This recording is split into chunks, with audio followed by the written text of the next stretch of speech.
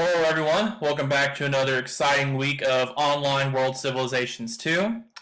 Hopefully my recorder didn't just freeze and you actually heard me talking, but either way, as some of you probably guessed, we're going to already wrap up the Cold War. Seems like just yesterday we started talking about it. Hopefully because it was so exciting and not because it was boring, but I'll leave that up to you. But anyway, we are going to talk about the fall of the Soviet Union, and then we'll spend the rest of the class essentially looking at how that fall has affected the world, really leading up as close to the present day as we can possibly get. So, today we do have a lot of key terms to go through because this, again, is another topic I think is extremely important, so I'm not willing to leave too much out. However, don't worry, it's going to be pretty concise still, I'd like to think. Hopefully won't be a very long presentation compared to some of the others we've done, but there is quite a bit to go through. So, essentially what we're going to do is look at some of the main things that led to the collapse of the Soviet Union. We're going to look at Mikhail Gorbachev, if I'm saying that correctly. We're going to look at the 1980s oil glut. We're going to look at the anti-alcohol campaign of the Soviet Union. We're going to look at the perestroika legislation. We'll look at the August coup, and we'll conclude by looking at the collapse of the Berlin Wall that we talked about earlier in the semester. Now, as always, of course, I'd like to get us started off before that with some of the upcoming dates. You have a content quiz, of course, coming up this week, as well as a discussion forum post that should be pretty straightforward as well. Your third debate is also coming up, where the materials will be due on this November the 30th. Now, keep in mind, again, the sign-up sheet for the debate times or the alternate assignment is already available on Moodle. Just go to the Debate 3 section of our Moodle class. Whether or not you're going to do the live debate or not, still go ahead and sign up so I have a record. And please do go ahead and pick a team as well. Because even if you don't do the live debate, I still want you to make an argument for one side or the other. So again, that should be, like I said, that Google Sheet is already up. And I'm going to go ahead and make an announcement on when each team or each class will do their live debate by next Friday at around 5 p.m. So by the time you're viewing this, probably it'll be in like 3 or 4 days when I'm going to go ahead and announce when we'll do the debate. So keep that in mind. Last, your final essay outline will also be coming up that same week. These dates are both right after Thanksgiving break, by the way. So hopefully, as long as you get a head start, I won't be having you do work during Thanksgiving break, so nothing is due during there. But again, if you need any help on this, first, please check the final essay section on Moodle and go to the final essay prompt. That's where all the information for these kinds of assignments are. Or feel free to go ahead and shoot me an email, join my office hours, and all that fun stuff for more information. But in the meantime, let's go ahead and jump into the fall of the Soviet Union. Now, when I was looking into this lesson, I found a YouTube video from a man named Jeffrey Lewis doing a song to educate people about the fall of the Soviet Union. To be quite honest, and I'm sorry Jeffrey Lewis if somehow gets back to you, this is possibly the worst song I've ever heard in my entire life, but it is a good summary of the Soviet Union, so I frankly thought it would be kind of funny to have a terrible song that's actually very educational. So Jeffrey, again, if you are listening to this somehow, you didn't fail completely at least, and you're still a better musician than me. So hold on to that at the very least. But anyway, to go ahead and get you guys started and get everyone in the right context, please do follow this link, or go ahead and pause this video, follow this link to go ahead and start learning a little bit more about the fall of the Soviet Union. This PowerPoint should already be on Moodle, by the way. Now, that's out of the way, and you've hopefully gone ahead and watched that video. We'll go over some of those details you talked about, we just saw in the video, in a little more detail. Now, to give a bit of context, interestingly, on December 25th, 1991, essentially as a Christmas present for the Western world, you could argue, the Soviet Union flag flew over the Kremlin for the first time in Moscow, or the last time in Moscow, of course, essentially making news all across the world. As we're going to see, the Soviet Union actually voted itself out of existence for a variety of reasons. Now, anyone who saw this would of course be wondering what had actually happened. Historians have identified a few main reasons for the fall of the Soviet Union. The first is one we already alluded to a little bit earlier in the semester, their economic inefficiency. There were also severe ethnic tensions within the Soviet Union, which of course, as we've talked about a little bit, is very common when you have such a large empire, or try to have such a large empire. And lastly, the acceleration reforms, otherwise known as the perestroika. If I'm pronouncing that correctly, if any of you happen to know Russian better than me, please let me know if I'm butchering the pronunciation. So, One of the major reasons that kind of helps sum up all these issues is Mikhail Gorbachev. Mikhail Gorbachev was elected the General Secretary of the Soviet Union, essentially the equivalent of their premier or president at the time, on March 11th, 1985. Now, he did inherit a few problems. The first was that there was already a stagnant economy. For example, sociologist Vladimir, I'm not even going to try to butcher that last name, said, in the last decades of the USSR's existence, the rates of economic growth steadily decreased, the quality of goods deteriorated, and technological progress slowed. Now, as a review, since we did already talk about this a little bit, what did cause some of these problems in the USSR's economy?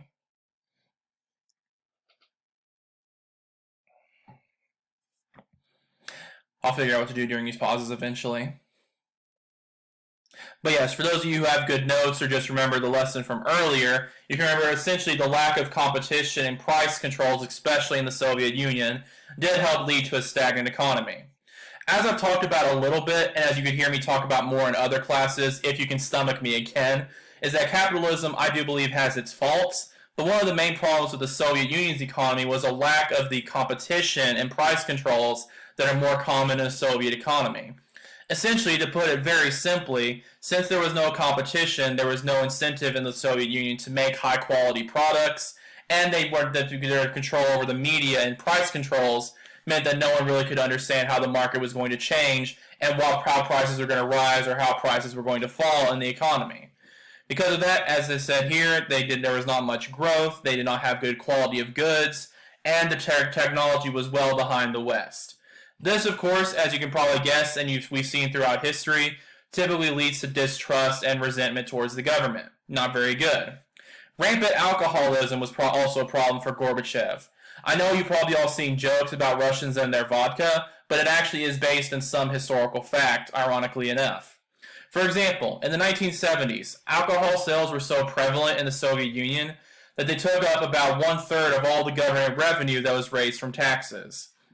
The alcohol consumption doubled between 1955 and 1979 alone.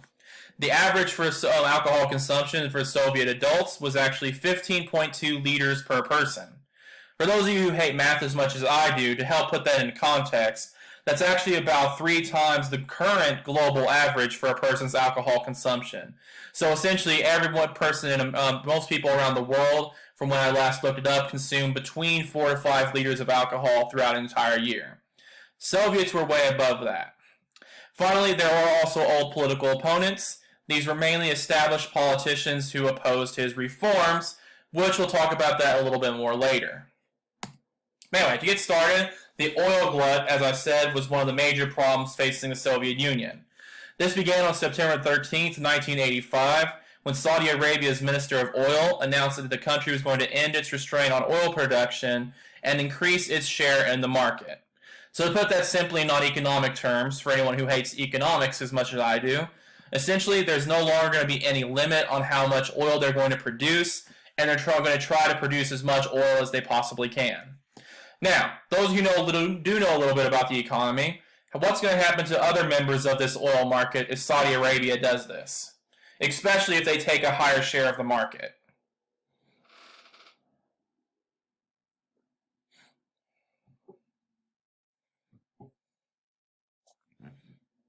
Very good for those of you especially who noticed my comparison about Disney movies today. This is a subject I can talk about for hours, by the way. For those of you who don't know what's essentially going on in the movie industry, Disney has now bought several production companies all over the place, and so now the vast majority of movies you're probably going to see in a given year were produced by Disney. This means a huge share of the market from the movie industry is now going to go to Disney, not leaving very much for anyone else. If Saudi Arabia produces a bunch of oil, that's going to take away the oil revenue from everyone else, and Saudi Arabia is going to get the lion's share of the profit. Because of this oil glut or this oil production decision, oil prices dropped 60% by just 1986, which you can see right here.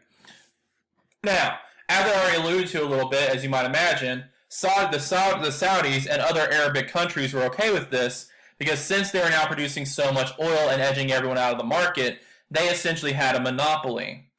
So again, even though prices are going down, if all the money's heading your way anyway, you don't really care. So essentially, the Arab countries, especially Saudi Arabia, were now getting a huge portion of the world's oil market.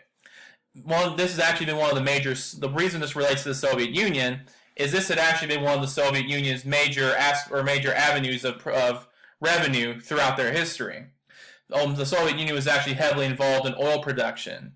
So because of this oil decision, the Soviet Union lost approximately, as far as we can tell, $20 billion in U.S. revenue per year. So a pretty huge chunk of money was lost when they lost this share of the oil market. Things got a little bit worse in the Soviet Union because also of Gorbachev's anti-alcohol campaign. Gorbachev was well aware of those alcohol statistics I mentioned earlier. So in May of 1985, he announced a Kremlin-led campaign to limit alcohol consumption. Few ways he did this. He raised the prices of beer, wine, and vodka all across the Soviet Union. There were punch cards, as you can see here, being depicted here, distributing rationed alcohol purchases, so you can only buy so much alcohol per however long. And as you can also see here, there was widespread government propaganda campaign, including the censorship of old movies. So the Soviets would literally go into old movies that depicted alcohol use and censor that part out. Now, is this similar to anything else we've done in our history? Have we ever done any of these anti-alcohol things?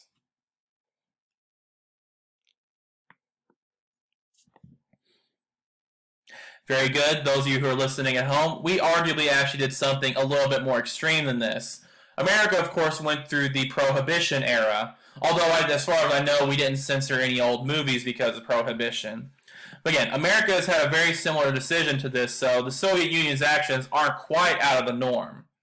The main problem, though, is that it actually led to the opposite effects, essentially, of what Gorbachev was trying to accomplish. His main goal, he believed, was that worker productivity would increase by 10% within a few years of starting this campaign. What actually happened was that because of the loss of alcohol tax revenue, the government lost about 100 billion rubles, however you say it, annually from tax revenue. Poor Soviets, this also led to a nationwide health crisis. Poor Soviets would switch to substances such as antifreeze, nail polish remover, rubbing alcohol, and even men's cologne. This actually became such a problem that it overburdened the Soviets' poor healthcare system because so many people were being hospitalized from drinking all these crazy things. One joke I found that I think actually does a great job of summing up the popular opinion of Gorbachev because of this campaign as well is this old Soviet joke. The joke went, there was this long line for vodka and one poor guy couldn't stand it any longer. I'm going to go to the Kremlin to kill Gorbachev, he said. An hour later he came back. The line was still there and everyone asked him, did you kill him? Kill him, he responded. The line for that's even longer than this one. Hopefully at least a few of you are at least lightly chuckling back at home. But I did think that was kind of interesting. Shows that this campaign was actually probably even more unpopular than Prohibition was in the United States. But it did help to even increase the burden on the Soviet economy and increase the unpopularity of the government. Ethnic conflicts, as I mentioned, were a pretty big problem as well. Now, think about what Stalin did to his neighboring countries after World War II. Why might ethnic conflicts be such a problem in the USSR?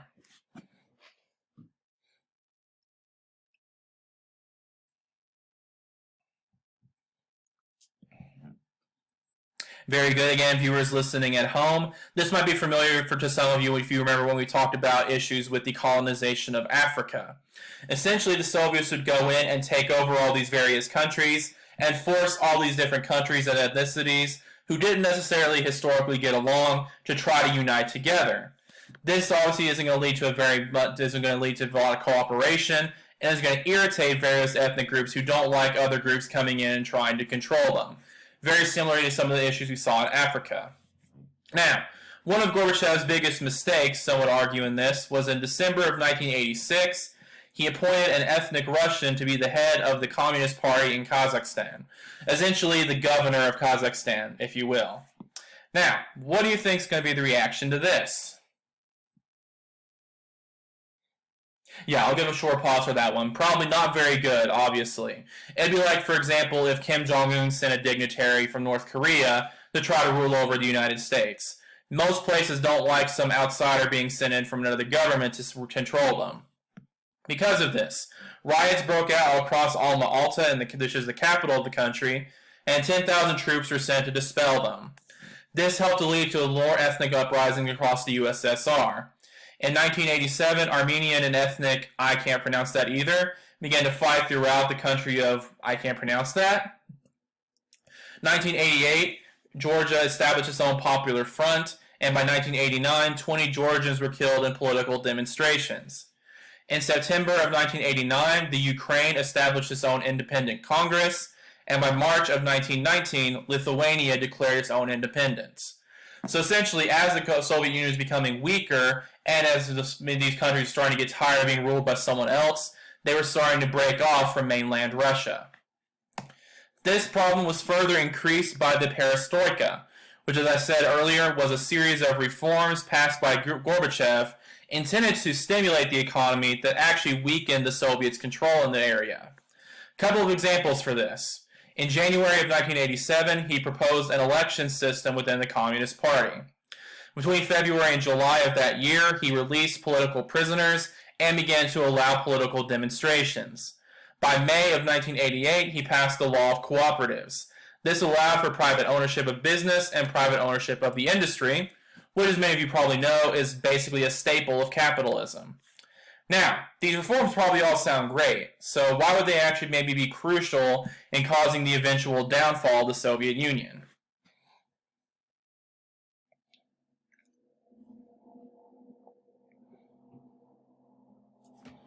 Very good. Students at home, once again, it's all about, as I mentioned, weakening the total control of the USSR. So essentially, you could argue it's too little too late. The USSR has had a very totalitarian system leading up to Gorbachev, and by allowing these new freedoms, he's essentially giving the freedom for people who oppose the USSR to eventually start breaking away from it. So they can start electing people who are going to go against the USSR. They're now free to demonstrate against the government and show their dissatisfaction.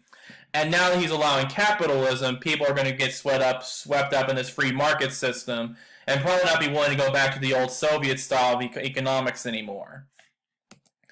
Now, one of the major, as you might know, one of the major sort of culminating events of the downfall of the Communist East was the collapse of the Berlin Wall.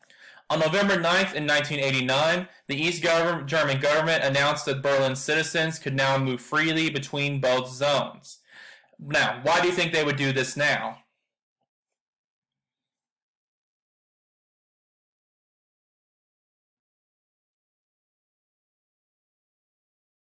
Very good. Again, those of you who were paying attention earlier, remember, it says the Soviet Union is not only weakening and having reforms passed across the board, which would make them maybe more willing to allow this, other various ethnic groups are sort of springing up and demanding their own independence as well.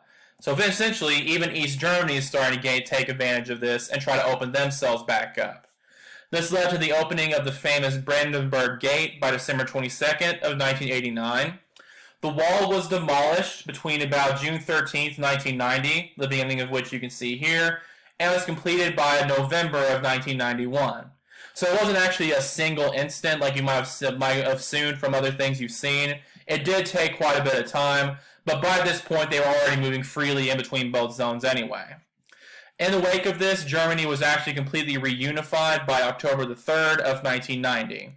So at this point, one of the main symbols of the divide between the East and the West was now finally torn down, which seemed to signal to many people that the Soviet Union was about to lose its control. Which eventually, of course, it did. Hopefully some of you who watched Star Wars Episode 3 got that reference. But anyway, the final collapse essentially began by August of 1991 with the August coup, as people call it. Gorbachev was eventually put under house arrest to prevent him from signing a new Union treaty. He was essentially kidnapped by people who were not happy with the reforms he was passing in the Soviet government. This new Union treaty would have made the USSR a federation of independent republics. Now, interestingly, this thing failed after 3 days and Gorbachev was reinstated. But why is it still significant that this happened?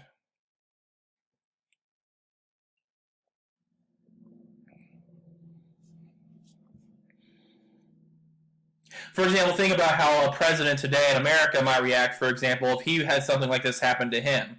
Would he feel safe and secure after it was over? Is the world going to respect him? Very good, students watching at home. I basically just gave it away. This is, well, for one, as I said, this is significant because it shows just how essentially alien to the Soviet Union Gorbachev's reforms were.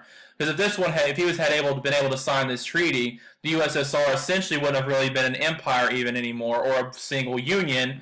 It has been more of a confederation where you have sort of allied countries. But it also shows essentially the world that Gorbachev was now vulnerable, and relatively politically weak. Many people within his own government were not even close to being on his side anymore. In fact, in the wake of this coup between August and December of that year, 10 republics, beginning with the Ukraine on August 24th, as I already began to mention, started to declare independence. So essentially, all of these Baltic states you can see over here in the western portion of the Soviet Union began to declare their independence and break off. And so then again, by December 25th at 7:32 p.m. precisely, the Soviet flag was lowered and the state anthem of the Soviet Union was played for the last time as Gorbachev officially left the Kremlin. By 11:40 p.m., the new Russian tricolor flag had been raised and the Soviet Union was officially over. Now, to look ahead a little bit. For one, how is the Western world going to react to this news? And, in fact, what might be some of the negatives of the USSR's collapse? To give you a bit of a hint, what's going to happen to all of their old stuff? But anyway, that's what I'll leave you with. Remember your upcoming assignments, and let me know if you have any questions. Thank you.